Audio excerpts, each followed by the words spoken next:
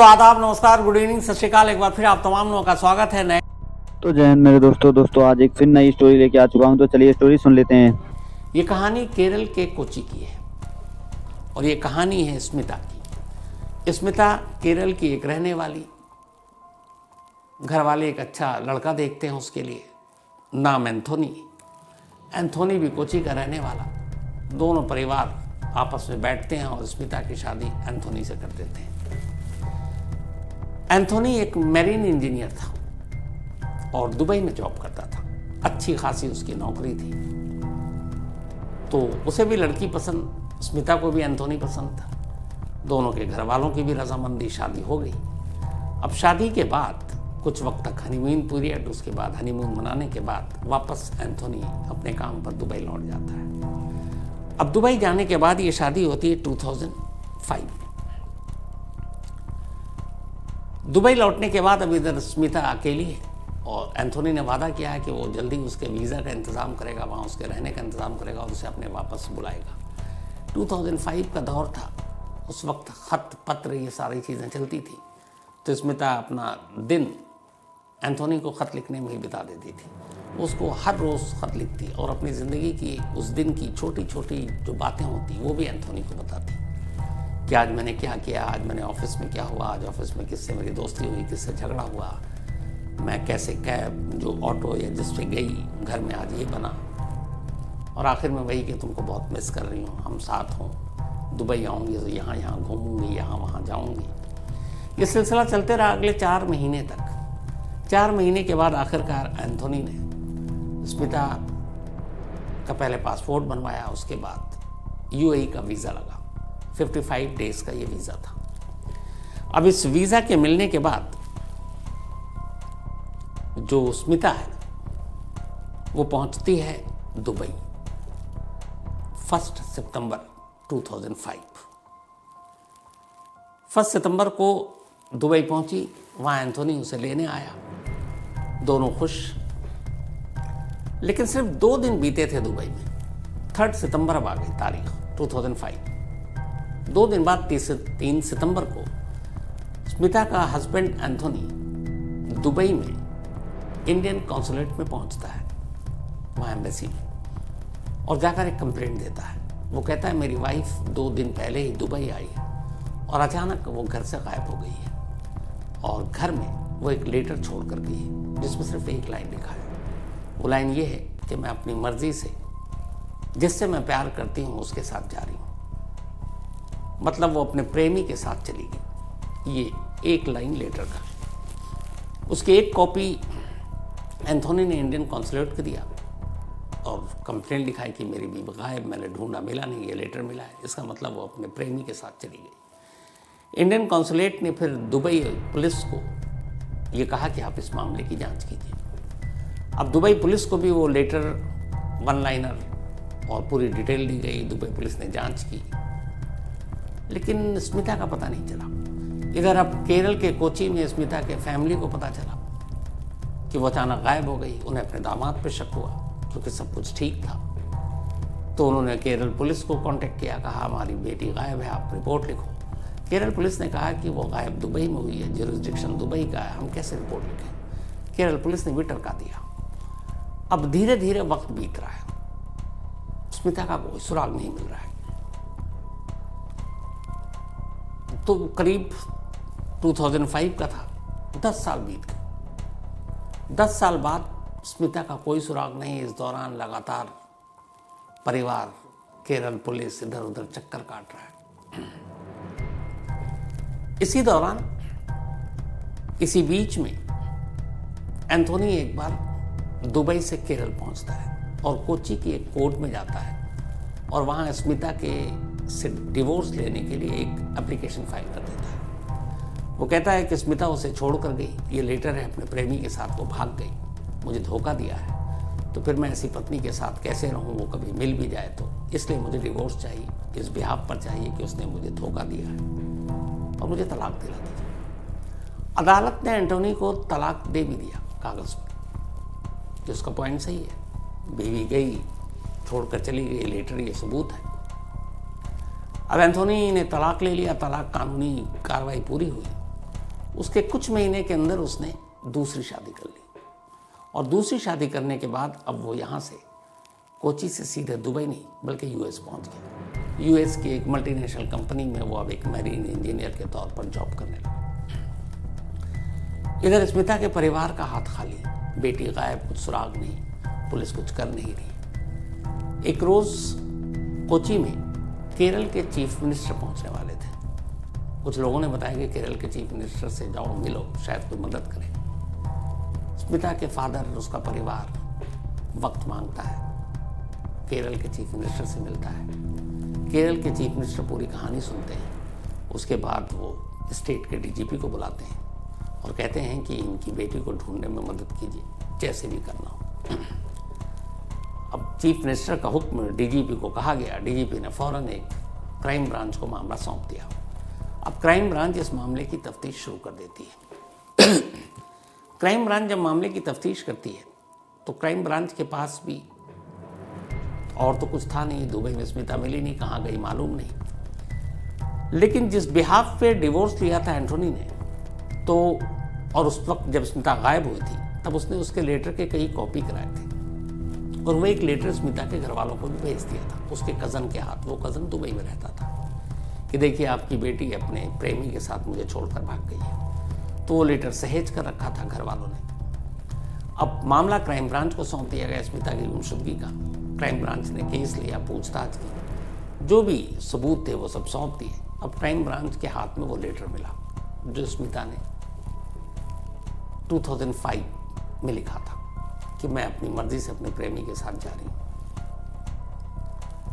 Crime branch की team ने उस लेटर में जो मिला उसकी हैंडराइटिंग को फॉरेंसिक एक्सपर्ट से टेस्ट कराया कि वाकई ये स्मिता की हैंडराइटिंग है किसी और की। रिपोर्ट आई, पता चला कि स्मिता की तो राइटिंग ही नहीं है। तो फिर किसकी है? क्राइम ब्रांच ने कहा कि अब किस पे शक किया जाए। तो अब क्राइम ब्रांच ने यह तय किया कि स्मिता की हैंडराइटिंग तो है नहीं, तो चलो उसके हस्बैंड एंथोनी की हैंडराइटिंग से मिलान कराते हैं। दोबारा फॉरेंसिक लैब गया हैंडराइटिंग टेस्ट के लिए। हैंडराइटिंग एक्सपर्ट ने जांच की। वो जो लेटर लिखा था 2005 सितंबर में स्मिता ने, एंथोनी की जो बहुत सारी चीज़ें थी घर वालों के पास, उन्होंने सैंपल भी दे दिया था। एंथोनी की हैंडराइटिंग से वो लेटर लगभग मैच कर रहा है, 100% नहीं, लेकिन ये था एक्सपर्ट की राय कि ये हैंडराइटिंग एंथोनी की हो सकती है। यानी एंथोनी ने स्मिता के नाम पर ये वन लाइनर लिखा, और अगर लिखा तो फिर इसका मतलब क्या है? स्मिता कहाँ है? अब जब क्राइम ब्रांच के पास ये फॉरेंसिक रिपोर्ट आई हैंडराइटिंग की, तो उन्होंने फिर फर्जीवाड़ा के तहत एक केस दर्ज किया। लेकिन अब दिक्कत ये थी कि एंथोनी यूएस में था अपनी दूसरी पत्नी के साथ। अब एंथोनी आए तो फिर आगे की कहानी पता चलेगी। तो एंथोनी को भारत कैसे लाया जाए? इसके लिए फिर पुलिस ने जाल बिछाई, एंथोनी की कुछ फैमिली को अपने साथ मिलाया, और बहाने से एंथोनी को 2015 में केरल बुला लिया। जैसे ही एंथोनी केरल पहुंचता है, पुलिस उसे गिरफ्तार कर लेती है। फर्जीवाड़ा के केस में कि आपने हैंडराइटिंग और उसका लेटर बनाया, स्मिता के मिसिंग के केस में, और ये कि उसकी गुमशुदगी के पीछे उसी का हाथ है। अब एंथोनी गिरफ्तार हो गया। गिरफ्तार करने के बाद पुलिस ने उससे पूछताछ की, कोई फायदा नहीं। उसका लाई डिटेक्टर टेस्ट हुआ, लेयर वाइज टेस्ट हुआ, ब्रेन मैपिंग हुई, पर कोई सुराग नहीं मिला।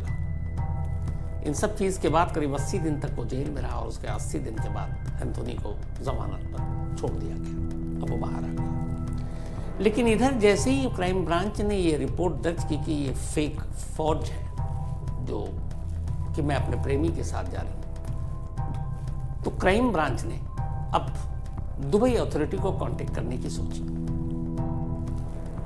अब ये नया खुलासा होने के बाद केरल पुलिस को भी लगा कि मामला थोड़ा हाई प्रोफाइल है। फैमिली ने तब तक एक एप्लीकेशन डाल दी कि मामला चूंकि एक दूसरे देश का भी है, क्राइम ब्रांच पता नहीं कितने हर्डल पार कर पाएंगे कि नहीं, इसलिए इस मामले की जांच सीबीआई को सौंपी जाए। अब फैमिली पहुंच गई high court Kerala. Kerala high court ने ऑर्डर दिया, उसने कहा कि इस मामले की जांच सीबीआई करेगी। अब 2016 में ये केस सीबीआई को सौंप दिया गया। सीबीआई जांच कर रही है और केरल हाईकोर्ट ने एक और ऑर्डर दिया था, वो ये कि इंडियन कॉन्सुलेट दुबई अथॉरिटी से बात करे और जो स्मिता के पॉम्फलेट, पिक्चर, ये सब भी वहाँ छपवाए, अखबारों में ऐड दे और उसे ढूंढने की कोशिश करे। तो इधर सीबीआई को केस गया, उधर फौज वाला मामला सामने आया, हाईकोर्ट ने पम्फलेट और पिक्चर वहाँ के अखबारों में देने का फैसला किया। तभी एक नया खुलासा आया, अब दुबई पुलिस भी हरकत में आई इस नए अपडेट से केस में, कि जो 10 साल पहले गायब हुई उस मामले में अभी है कि पति शायद उसने फॉर्ज किया उसके लेटर को। दुबई पुलिस ने फिर तफ्तीश शुरू की।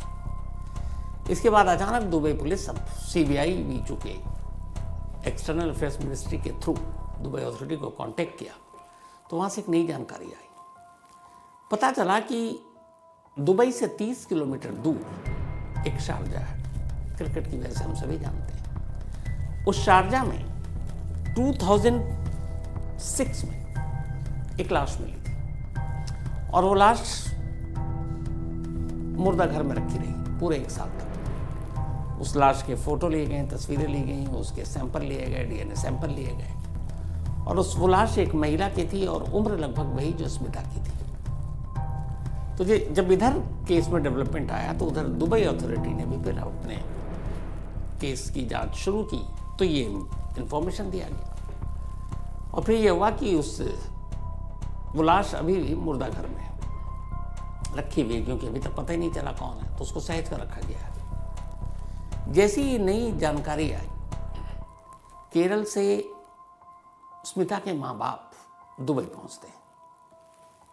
सीबीआई ने कहा कि आप पहुंचो ताकि आगे केस में कुछ जानकारी मिले। अब ये दुबई पहुंचे, वहाँ पे इन्होंने जाकर दुबई पुलिस से मिले।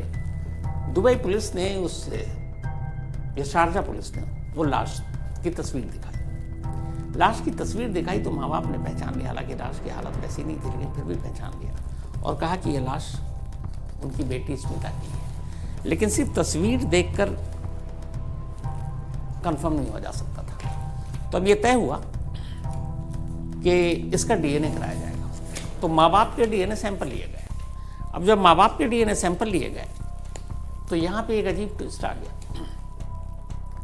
जो डीएनए रिपोर्ट आई माँ से तो लगभग मिल रही है, बाप से नहीं मिल रही है। अब दुबई पुलिस के सामने अजीब स्थिति कि क्या करे। तस्वीर पहचान रहे हैं लेकिन कानूनी रूप से उसका कोई मतलब नहीं है। फॉरेंसिक जो रिपोर्ट है उसमें माँ के डीएनए मिल रही है, पिता का नहीं मिल रहा है, और माँ का भी मतलब थोड़ा थोड़ा है कि इफ बट हो सकता है।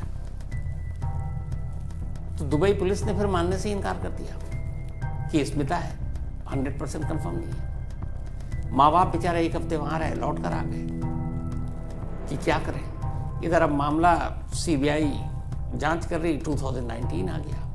2019 में सीबीआई ने कोर्ट में एक चार्जशीट दाखिल की एंथोनी के खिलाफ और कहा कि ये मामला है, और चार्जशीट में एंथोनी को ही लगभग गुनहगार ठहराया। उसके साथ जो वॉइस टेस्ट हुआ था, voice layer test, brain mapping, इन सारी की रिपोर्ट भी दी गई। अब ये मामला अदालत में चल रहा है। स्मिता का कुछ पता नहीं है। अब लगभग 17-18 साल बीत चुके हैं। तभी केस में एक नया ट्विस्ट आता है।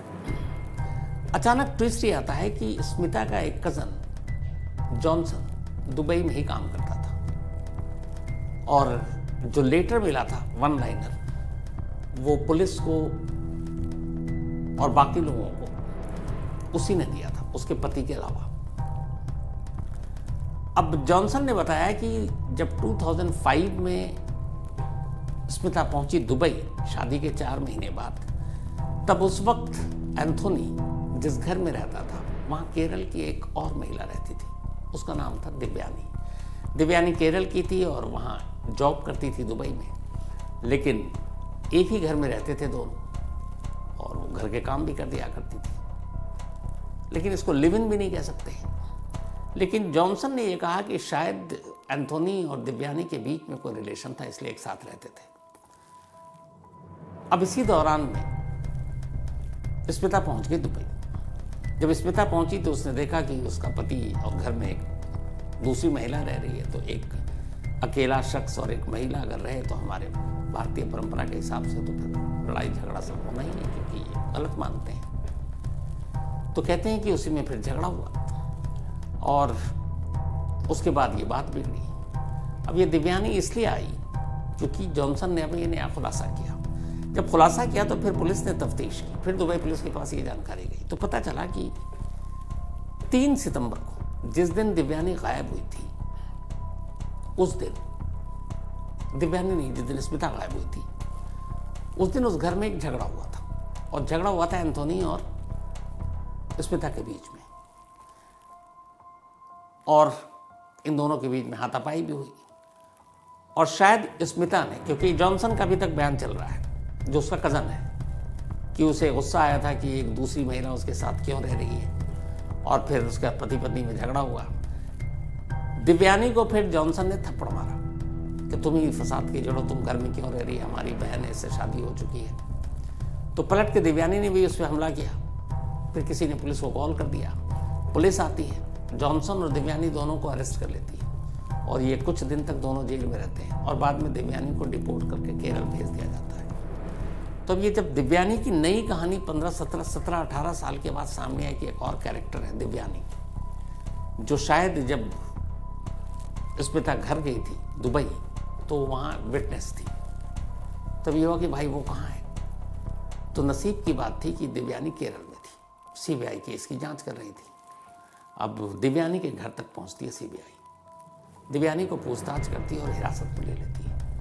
हिरासत में लेने के बाद दिव्यानी को मजिस्ट्रेट के सामने पेश किया जाता है। 164 सीआरपीसी के तहत उसका बयान दर्ज किया जाता है। जब बयान दर्ज किया जाता है तो दिव्यानी जो बयान देती है वो ये है कि 3 सितंबर को जब वो अपने ऑफिस से घर लौटी तो उसने देखा कि स्मिता और एंथोनी में लड़ाई हो रही है। स्मिता के माथे से खून बह रहा है, शायद उसने उसे मारा था एंथोनी ने, और वहाँ 2 और लोग थे। ये देखकर वो वहाँ से चली गई। और फिर बाद में जॉनसन से उसका झगड़ा हुआ कि तुम्हारी वजह से पति पत्नी लड़ रहे हैं, तो हमारी हाथापाई हुई। फिर पुलिस ने हम दोनों को अरेस्ट कर लिया और मुझे केरल भेज दिया। अब जब ये खुलासा हुआ तो फिर उसने जब स्टेटमेंट दिया 164 के तहत, तो सीबीआई को अब लगा कि इस पूरे केस में कहीं ना कहीं दिव्यानी को पता है कि स्मिता कहाँ है। लिहाजा अब सीबीआई ने उसका टेस्ट कराने का फैसला किया। लाई डिटेक्टर टेस्ट कराया, उसकी ब्रेन मैपिंग कराई, और ये सब कराने के बाद अब एक आखिरी टेस्ट था, और वो था वॉइस टेस्ट। उसके लिए अहमदाबाद जाना था। ट्रेन से, कोच्चि से केरल पुलिस दिव्यानी को लेकर अहमदाबाद जा रही है। और जब वो अहमदाबाद जा रही है तो रास्ते में, जब अहमदाबाद अभी आने में 2-3 घंटा बाकी था, दिव्यानी सीबीआई वालों से कहती है कि मुझे वॉशरूम जाना। वो वॉशरूम जाती है, और उसके बाद जब वो बाहर नहीं आती तो सीबीआई की टीम फिर वॉशरूम के पास जाती है, देखती है, फीमेल अफसर भी थे। दरवाज़ा खोला जाता है, वो अंदर बेहोश थी। फौरन ट्रेन रुकवा कर उसे अस्पताल ले जाया जाता है, लेकिन कुछ घंटे बाद दिव्यानी की मौत हो जाती है। अब ये अजीब इस केस में एक ट्विस्ट था कि इतने सालों के बाद एक नया कैरेक्टर दिव्यानी नाम के सामने आई। उसने 164 के तहत बयान दिया। उसने बताया 3 सितंबर को झगड़ा हुआ, विटनेस थी, और वो उसके साथ रहती थी। तो क्या इस रिलेशनशिप की वजह से स्मिता गायब है, और गायब है तो कहाँ है, जिंदा है भी कि नहीं। और अब जब उसका एक टेस्ट कराने के लिए सीबीआई अपनी कस्टडी में उसे लेकर जा रही है, तो वो ट्रेन के अंदर ही बाद में जब पोस्टमार्टम हुआ तो पता चला उसने कोई जहरीली चीज़ पी ली थी, और एक तरह से उसने सुसाइड कर लिया। अब दिव्यानी सुसाइड क्यों करेगी, ये एक और सवाल था। अब इसके बाद जब दिव्यानी के सारे जो पहले टेस्ट हुए थे, उन सारी चीज़ों को जब एक्सपर्ट ने देखा तो उनकी राय ये थी कि स्मिता की गुमशुदगी के बारे में दिव्यानी को पक्का कुछ ना कुछ पता था, लेकिन इससे पहले कि वो कुछ बता पाती उसकी मौत हो गई। तो अब एक दिव्यानी जो शायद स्मिता का पता बता सकती थी, शायद उसका असली अंजाम बता सकती थी कि वो कहाँ है, नहीं मालूम। इधर इसी दौरान में फिर एक शारजा से खबर ये आई कि जो डेड बॉडी रखी हुई थी, वो डेड बॉडी 3 मार्च 2006 को मिला था, और उसकी मौत 3 मार्च 2006 को हुई थी, जबकि जो स्मिता थी वो 2005 में गायब हुई थी 3 सितंबर को। तो अगर मौत वो 3 मार्च को हुई तो इसका मतलब है सितंबर से मार्च के बीच में स्मिता जिंदा थी और दुबई से शारजा थी। तो अगर जिंदा थी तो वो इस पीरियड में किसके साथ थी? और जो उसकी डेथ रिपोर्ट आई, पोस्टमार्टम रिपोर्ट स्मिता की, उसमें नेचुरल डेथ था, उसमें कोई ये नहीं था कि ये मर्डर या अननेचुरल डेथ। तो क्लियर था कि नेचुरल डेथ, अपने आप उसकी मौत हुई। लेकिन वो गायब होने के बाद भी अगले कई महीनों तक जिंदा था। अब यहाँ सवाल ये था कि अगर वो वाकई स्मिता की मौत तो फिर स्मिता तो कहीं और उसकी मौत तो नेचुरल थी, मर्डर तो हुआ नहीं। तो भी एक और ट्विस्ट है। अब इन सारे ट्विस्ट के बीच में इधर सीबीआई कोर्ट में पहुंचती है, मामला चलता रहता, सुनवाई होती रहती। और अभी 19 नवंबर 2024 कोर्ट अपना फैसला सुनाती है इस पूरे केस में। और कोर्ट का जो फैसला था वो इस कहानी में और भी ट्विस्ट ले आया। कोर्ट ने एंथोनी को बरी कर दिया। उसने कहा कि स्मिता की गुमशुदगी है, स्मिता को मारने या जिंदा है इसके बारे में कोई प्रूफ नहीं है।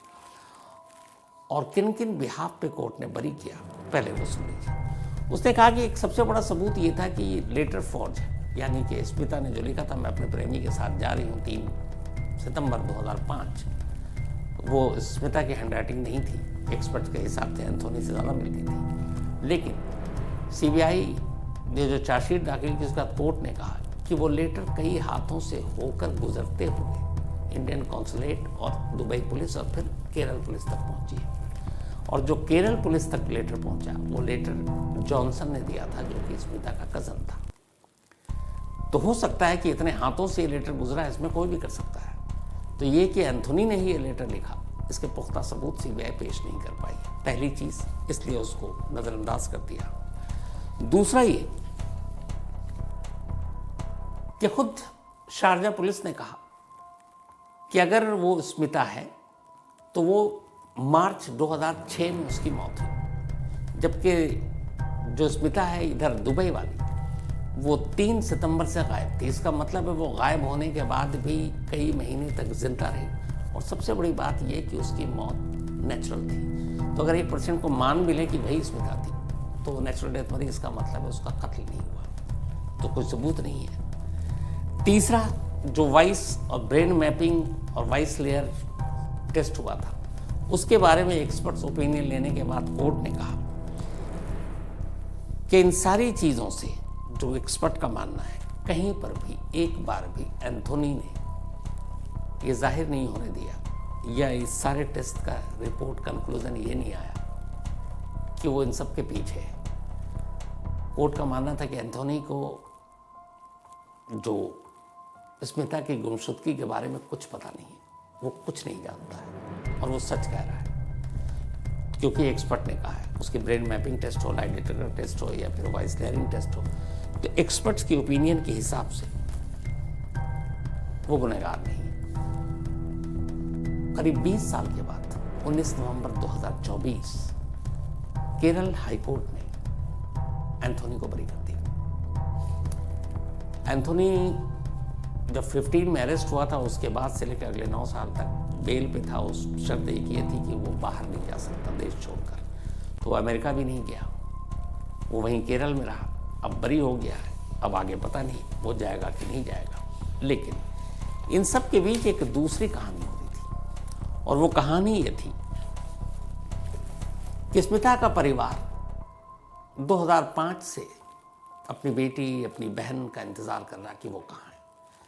और वो परिवार सिर्फ एक चीज़ जानना चाहता है कि स्मिता का सच है क्या, उसके साथ हुआ क्या, किसने क्या किया, क्या वो वन लाइनर लेटर सच्चाई है? अगर है तो फिर परिवार का मानना है कि 20 लंबे साल गुजर गए, कभी तो स्मिता को याद आती और घर पे फ़ोन करती या बात करती। और अगर वो गायब है तो फिर कहाँ है? अगर उसका कत्ल हुआ है तो किसने किया है? इसमें दिव्यानी का क्या रोल है, इसमें एंथोनी का क्या रोल है? पता को मतलब उस घर में किसी को पता नहीं। और बेटी का सच जानने के इंतजार में 19 साल बिताने के बाद स्मिता के पिता की मौत हो गई। अब घर में स्मिता की बड़ी बहन है, माँ है और उनके जीजा जी हैं। जब तक पिता जिंदा रहे मोबाइल का दौर आ गया।